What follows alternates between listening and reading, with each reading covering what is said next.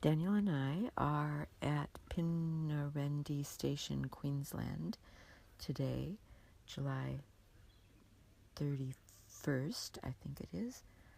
And this is Nadine and Ronnie's property that they're developing into a self-contained camping area. And cafe and whatever else they could think of. That's right. They're very enterprising.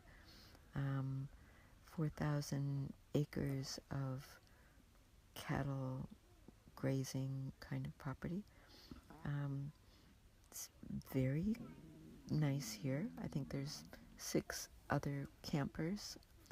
And last night we were invited to their mother's birthday, 70th birthday, and there were 3 groups of campers, and then the extended Nadine and Ronnie family. It was very nice. It was, and they made wood-fired sourdough pizzas. They have this wonderful wood-fire oven. They made these great-looking bread as well, but that all seemed to disappear, so I'd buy one if they had one for sale.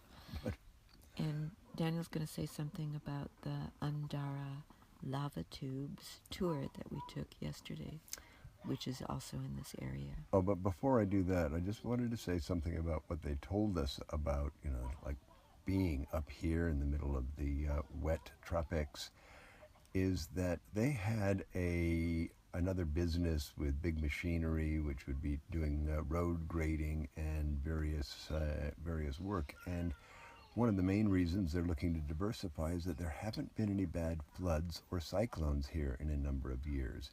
And that's the lifeblood of a lot of the businesses around here, is fixing up the country after cyclones or floods.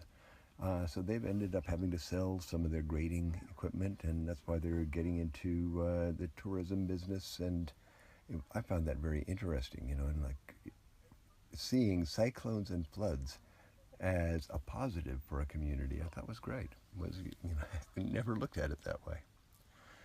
The Undara, which the kids of Kaylee and Ron call the Fundara.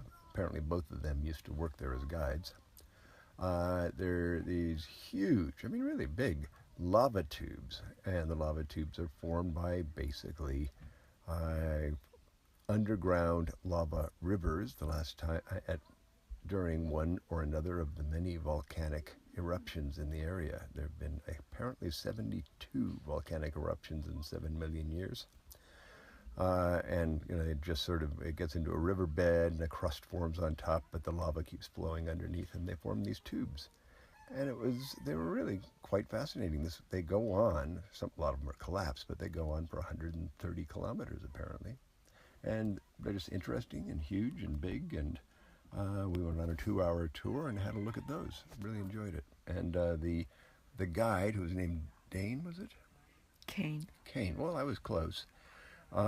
He was passionate and knowledgeable, and talked about the fact that he's done some research to try and find out what the local Aboriginal people would have known about the lava tubes.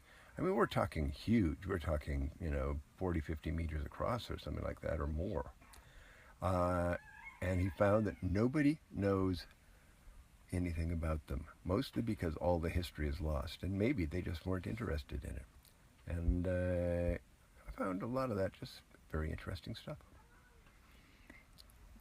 Eve's pointing at the little clock on our recording saying, well, we got to be a little bit... This is our first recording, and maybe we'll be a little more succinct after this, but if you're ever in the neighborhood, see the lava tubes at Undara National Park.